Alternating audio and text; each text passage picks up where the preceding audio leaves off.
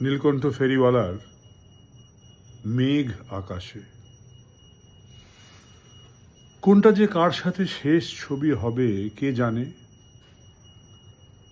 ওই ফলওয়ালা তাপস, মাছওয়ালা বিজন, আমার যে চুল কাটে মুকেশ, মাংসের দোকানদার গুরকান, ছোটবেলার বন্ধুরা, প্রাক্তন, বর্তমান, পারলে ভবিষ্যতের প্রেমিকাদের সাথেও ছবি তুলে রাখি আমি, সবার সাথে ছবি তুলে রাখি।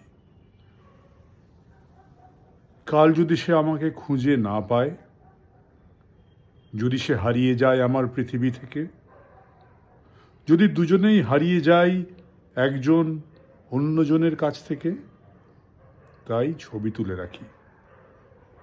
শুধু ভালোবাসার মানুষগুলোর সাথেই যে ছবি তুলি তা নয়।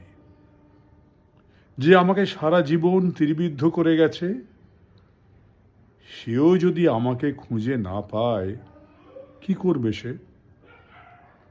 অন্য কাউকে তো আর আমার মতন করে পাবে না। কেউ যদি আমাকে তারাদের মাঝখান থেকে কখনো এক ঝলক দেখতে চায়, তাকে কষ্ট দিই কি করে?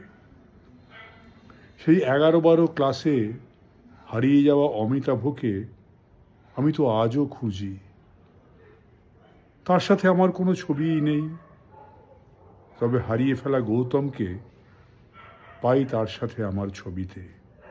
মনে মনে বলি, ভালো থাকিস, আবার একদিন দেখা হবে, ক্রিকেট খেলবো আবার অন্য কোনো মাঠে।